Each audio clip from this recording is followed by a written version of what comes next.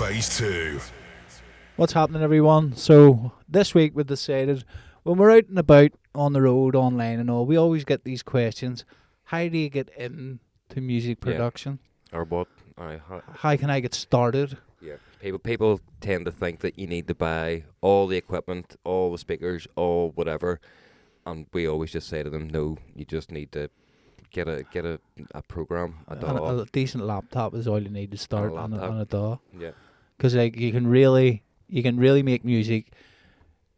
First of all, you have to learn the DAW first. Yeah. Whenever we started out, the problem was we were making stuff and it was shite, and we thought, end the world, we're never going to learn. But we never knew how to actually work Ableton or Fruity Loops or whatever we were using. Yeah, it was super basic. What sort of picked up, and again, there was no tutorials back then, so it was sort of you didn't really go and investigate into it. You were too busy trying to learn how to make music instead of actually finding out what the program was capable of.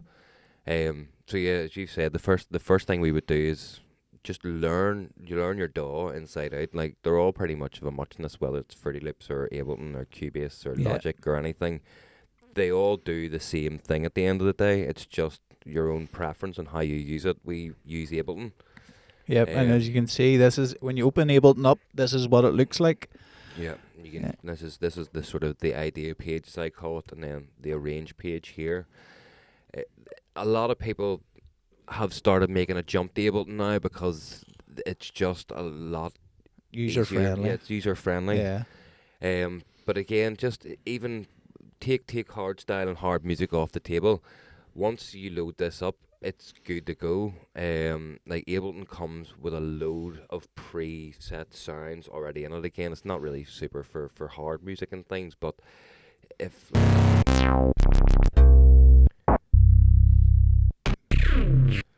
they give you a lot of stuff there for everything, and sort of different things that you could have. Yes, or synth keys, synth leads, basses. Now, you can obviously turn them, if you're a bit more advanced in music production, you can turn them into hard dance and hard style samples easily, but it's just more about getting going first, like learning what a MIDI track is, what an audio track is, what a delay or what a return track or a bus. Yeah. Sands as well, where to put your effects. Just learn what the program does, how your automation clips move. Yeah. Learn all that first. Check out everything down the left-hand side. There's a fucking tremendous amount of stuff there that you can use. Yeah. One thing as well, I think, is to be said. People think that you need massive effects units. Again, once you're starting out and you're learning this, the audio effects and everything that actually come within Ableton are fantastic. Yeah. For a starting off point, so don't think. I still go back and use a lot of them, like the compressor and the delay and that I use quite regularly, even though I have very expensive compressors and delays. Sometimes it just sits right. Yeah. And again, there's an awful lot of effects. Even now, there's certain effects in there that I've never used and I don't know what to do. The new update has there's an awful lot of new effects in there. And again, there's MIDI effects. So if you just have a straight 1, 2, 3, 4 sort of note progression here. 3,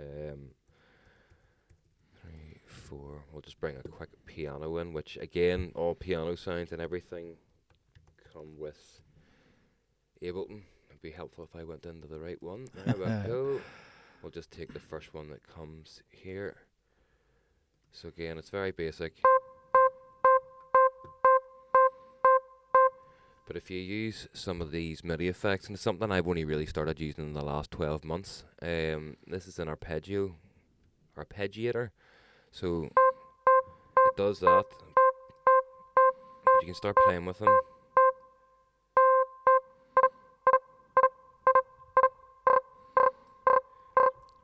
Yeah, we LFO type thing there. You have it going up and down. Again, it's just all about playing with. You can change what notes it shifts to, if it goes to a major, a minor.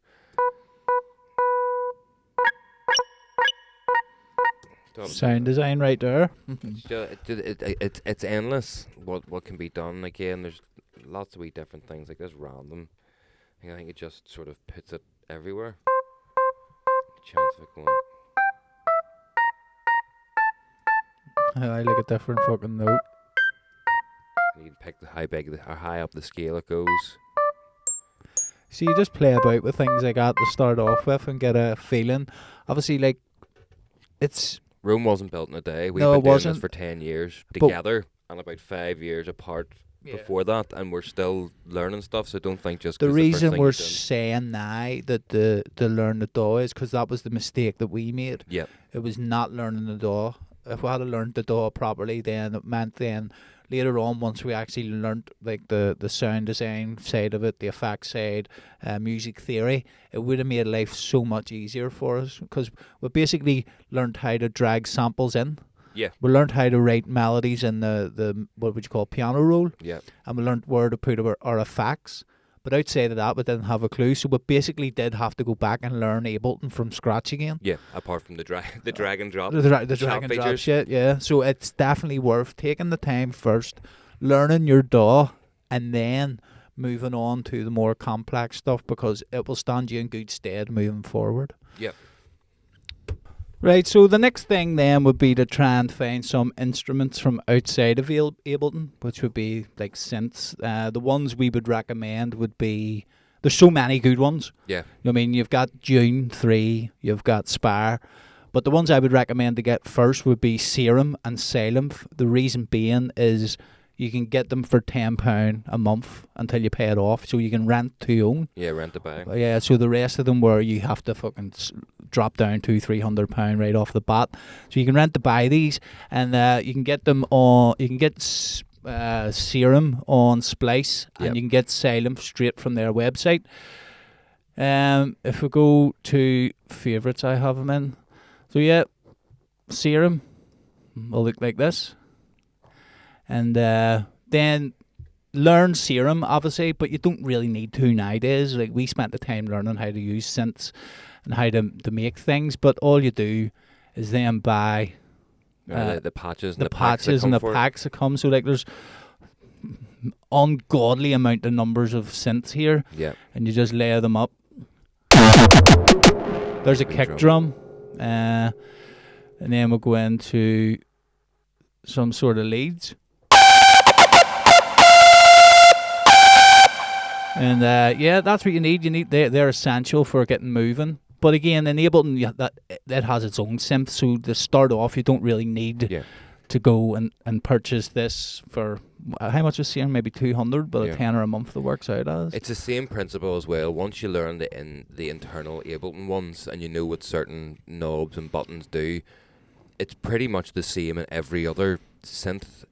All the different knobs should control similar Yeah, things. it's the same thing. You're just so whenever you've got once you get one down, the rest will be pretty easily to learn. Yeah. So you're just basically creating noise with with your oscillator. So you've got two oscillators here. You're using the filter then to like distort and make like fun sounds. So like if you distort a saw wave here, we'll put this to D tune.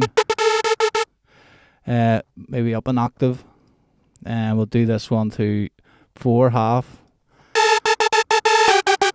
Then once you add the filter in, drive, fat, resonant.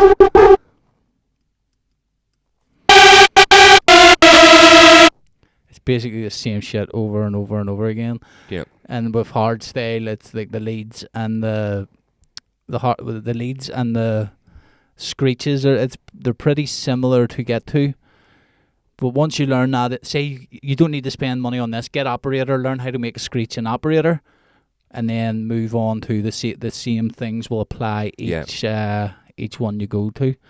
And again, it takes Everything sort of a with screechy lead there in 2 seconds. everything within music is rinse, wash, repeat. Rinse, Yeah. wash, repeat. Until you literally want to put your head through a wall listening to one tiny second of a sound. Yeah, that's it. And also then once you get into that, what I do, and I still do this, is I will go into this, we'll take this basic, what is this? So that's a synth. So what I'll do is I'll just reverse engineer it. I will look here, I will go, right, he's got 16 unison, the D tune is about 0.24, and then I will just start adding that into Yeah. another serum, or maybe even put it in the Asylum and try and do it that way and learn how they made that sound. So if you do find a cool sound in a sample pack, go in and fucking mess about, and that's how you get there. So yeah, that's synths and how we would go about if we were starting out again learning synths. Yep. Yeah, so the next one we'll talk about is learning basic music theory. I studied music in school for a bit, but due to being bullied and people having a go and music not being cool, I shied away from it, and now I wish I had paid more attention in school because it's information that would have served me well. Yeah, because music theory, and like if you're doing music theory in like music class with like recorders or keyboards and stuff, it all transfers over to this because it's all the same. I know but when we were in school, doing music was looked down upon. Yeah, 100%. But now it's a popular thing. Yeah. But he's learning violin. I check him out. Throw stones at them. Look at you in your wee bag. Fuck's sake. But yeah, I agree. It's so, and a lot of the artists that you'll see now will be open and honest and be like, I'm not very good with my music theory. It is just what sounds right, and you will be able to tell the difference. So again, we've talked about this before. There's a little button on Ableton where you can pick the scale. You pick the note that you want to be the root note of your track, and then whether you want it to be major, minor, whatever type of chord or scale you want it to be in. Again, just for easy purposes, we've got another just with this here. But before I go into too much, your ears can always tell if something sounds off. So if I put this up 2 notes, and try and make a chord out of this, it's there, but it's not really what we're sort of looking to sound for. Now, if I put it in one of these gaps, that's now a major chord. So we're like, okay, but you can hear that that's clashing, so you know that shouldn't be there. What I would always do as a general rule of thumb is when I get my root note, I will always go up 7, because regardless of what note you're holding against, 7 notes above it is perfect harmonics. 4, 5, 6. I've lost my count. 1, 2, 3, 4, 5, 6, 7. And you can hear that it's meant to be there. Yeah. So again, I will go back to my root note, and I want to fill something in the middle here, and I always sort of go up 3 or 4, depending on what sort of the note is. We'll do 3 for this one. But if you move it up there, you can hear it sort of picks it. It's changing the tone of it, so you could go 1 bar like this.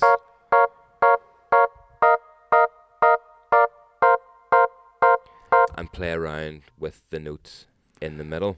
And we did talk about this before, and this is a good example of where it's been all in the yellow lines. Yeah. So far, so like if you're only learning Ableton, please use this scale. What do they call it? A grid, is it? Yeah. Use this to learn what notes will go with what, and then you'll be able to add them into the grey lines to find out if you'll learn it over time what will work and what will not. Once you sort of get an idea of where these sit nice, you can really start playing outside of the box and sort of. So again, starting out, you would always try and have your root note as the bottom one. But as you start experimenting, you could take the top line and put that down the bottom, and it changes it again. It's all the same notes that you've used previously. Yeah. But it now sounds really deeper, as opposed to higher. Maybe move the middle line up an octave. It's just, it's endless where you could put them. And to be clear, an octave is 12 notes. You could take the middle line and add another one as well, so go up 7 from that. 1, 2, 3, 4, 5, 6, 7. It'll always still be a perfect harmonic of whatever note you're going up from. Take that one.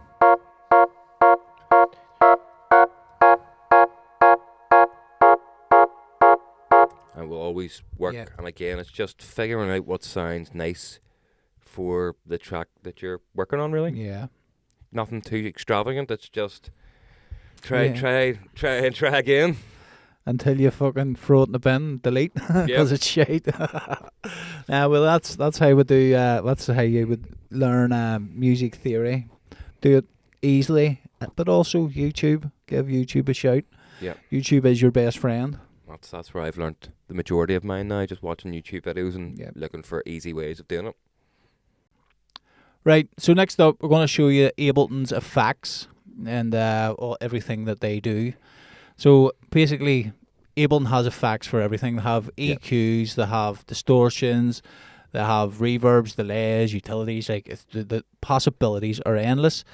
Let me show you then the difference between a very expensive EQ, which would be industry standard. Yeah, I would say that would be correct. Everyone you seem to see doing videos always seems to use it. Every producer has a Pro Q3, and it's maybe I can't remember how much I paid for it, but it's a couple of £100 anyway. This is it, cutting out everything below 1,229 hertz. As you can hear, this is what it's cutting out.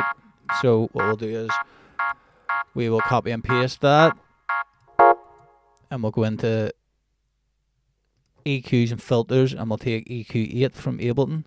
We'll turn on low cut, and won't fucking copy and paste. So we'll go to, what were we at? 1200. 1229. So that's with Ableton. It's not a huge difference. I think it's a wee bit more cleaner on the Pro Q. Yeah. But again, it's what we've said previously. You don't need to spend a lot of money to learn the equipment. Once you know how to use Ableton's effects, the software that you would buy for effects units will pretty much be the same. Whatever knobs you turn there will do the same thing in another one. It'll just look different, but it'll be the same sort of. It'll be exactly the same across all of them. Yeah. And so don't go. I would advise not going, oh, mommy, daddy, if you're young, I need this Fab Filter Bank, all these plugins, they're £800, so I can be the best producer. This isn't going to make you a better producer. No. You're just going to have expensive stuff sitting there. Until you learn what EQing and compression and distortion and all does, having the best stuff isn't going to help your production. So learn all the stock stuff first, and then it'll transfer perfectly into the expensive plugins that you buy. So that's basically it. I wouldn't worry too much about. We done it, but then we always had to buy it. I had all the effects and everything, and then they just sat there and never got used. They would drag them into a track and be like, "This isn't doing nothing." Flicked a load of buttons. I was like, "Nah, get rid of that." Never went near it again. And then as I've grown as a producer and I've seen the effects and things being used correctly, and I've learnt it more myself, I've sort of been like, well, I had all that stuff, and this could have been a whole lot better, a lot sooner. I know. So with your effects, please learn the stock plugins. And for most of the time, like, you can get away with just using. I seen a hard driver one. A hard driver had a tutorial on YouTube, I think it was. Yeah. And he basically used the reverb, the EQs, the compressors, everything in his track was just the Ableton stock stuff. So it does work, like. Whatever sounds good to you. And it's not too deep in the pockets. Right, so next up, once you've learnt your DAW and you think you know what you're doing when it comes to music production, you need to start taking things to the next level. Yeah. And what do you need? You need samples. You need samples, you need banks, you need all the bells and whistles. Tutorials. Yeah. That's what you need. So listen, there's no excuse. We have talked about it on the podcast and on these videos we have done for YouTube. There is literally no excuse now to not be able to learn music production, because it is fucking insane the amount of content out there and the amount of sample banks out there. So we'll let you see some of the places that we have used and that has helped us improve over the years. Yeah. So the first one there is Splice. You can sign up for this on a monthly subscription basis. And pretty much it gives you access. So instead of downloading full sample packs, you're able to go through whatever packs have been uploaded and select individual sounds so that you can just download it, so you're not wasting a lot of space on your computer and taking. And you know yourself, like you download a sample pack, right? There's 100 claps in it. You'll only ever use 2 claps in that sample pack. Yeah. The rest just take up space on your hard drive for no reason. So Splice helped us tremendously at the start. We don't actually use it now, but we used to use it quite a bit. And the only problem with it is it's so accessible for so many people. Things do get pretty... Yeah, more for sort of vocals and things like that there. Everybody seemed to have the same vocals going about for a bit because everybody had access to Splice. Yep, that's it. So that was one of the main reasons we actually moved away from doing Splice, because everyone had the same vocal as you, and it was more a race to get a track finished before someone else so you could lay claim to it. Yes, and there was so many vocals, great vocals, and I'm sure there still is on it. It's just... It was being rinsed and repeated throughout every genre of music, and it just didn't seem very original to us, which is why, in turn, we started just writing our own lyrics and producing our own songs fully with singers. But yeah, Splice, definitely when you're starting out, and I suppose if you're into techno and house and all that shit, it's not just it's not a one-stop shop for hardstyle. It's for all genre of musics, from freaking soul music and hip hop to the hardcore, Frenchcore, everything. So everything's there. It's definitely worth checking out, and as well, it can save you a few quid instead of buying lots of sample packs. Because you could be paying what, £30-40 a sample pack. Yeah, I think it's like 9-10 quid or something to join Splice, and that gets you 600 credits, and each sound's like 1 credit, so you can build a sample pack for cheap than it would be to buy multiple sample packs. And again, when you buy a big sample pack, you're only going to use a couple of things out of it, so it's not really worth it in the end. Next up then we'll have On Point Samples, which is probably the best hardstyle sound bank sample pack things there is on the market right now. It's actually incredible what this young man has done. They've got so much stuff. They give away free stuff as well there, so there's some free kick effects plugin, free hardstyle pack. It gives you stuff for all the hard genres. It's there's raw stuff, there's Frenchcore stuff, there's hardcore stuff, and as well as samples, there's VST bundles and things like that as well. Have we listened to one? So what's Gold bundle? I've never seen that before. That's all the packs included. Together. Sorry, let's go into the packs and we'll get a few wee. So there's up tempo hardcore. Quick view. There's bound to be like a wee. No. Is there? There we go. Where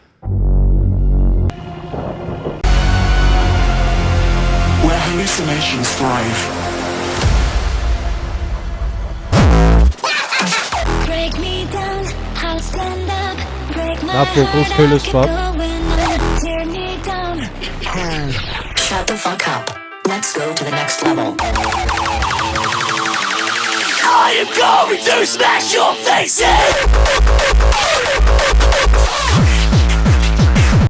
So there you go. See, everything that was made there was made out of that sample pack. And all the packs are to that quality, regardless of what sort of style or genre. They are all fantastic. And again, there's some just for effects, some for vocals, some just for kicks, some for silent, vital.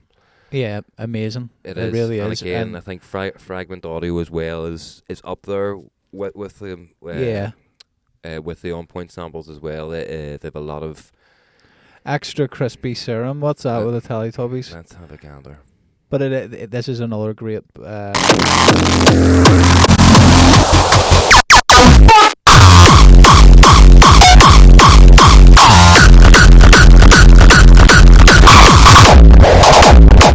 Whoa! I must have missed that episode of the Teletubbies.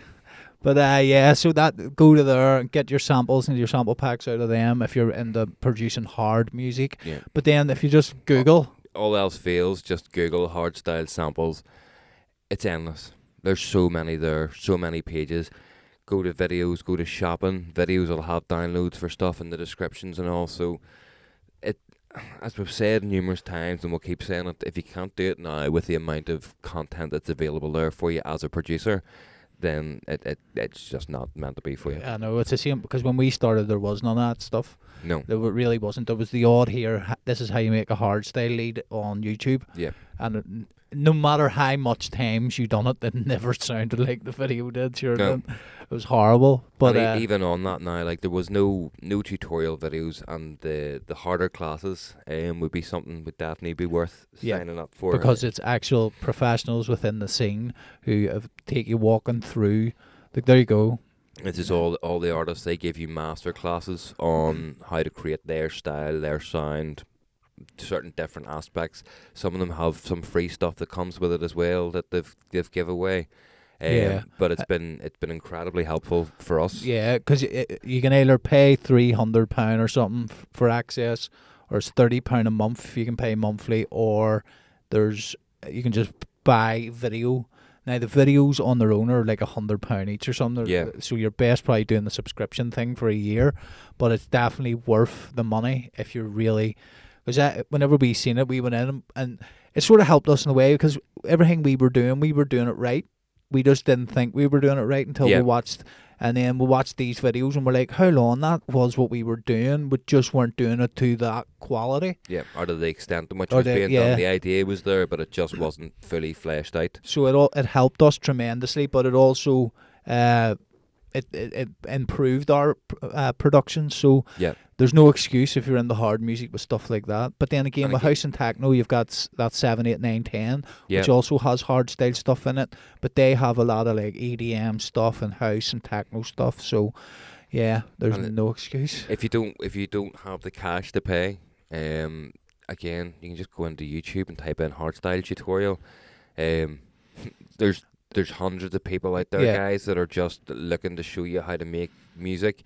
If you're more specific and say how to make a hardstyle lead, or how to make a hardstyle kick, or how to make a hardstyle snare, whatever, then there'll be specific tutorials on that. But again, YouTube is phenomenal for the amount of free stuff that's out there as well. And going back to On Point Samples, which is one of the sample pack websites we shown you there, they have an amazing one where they show how they make their kicks and their synths and all for their sample packs. Yeah. And it's it's crazy. Like, these people are doing this to make money by teaching you. But if you want to make music, then you go and watch these things, because the more people watch, the better content these people will then put out, so that you can learn from. And that's basically what it boils down to. So yeah, that's it. That's how, if you were starting out again, that's how I would go about it. Yep. I kind of wish we were 10 years younger now, though. Oh, I definitely. Fuck's sake. Both mentally and physically, mate. Fuck's sake. Because, in my opinion, you would be unstoppable. Yep. But, thanks for watching. Hopefully it was helpful, and hopefully you get stuck into your music production journey right now. Yep. Thank you very much. Yep. Peace. Phase 2.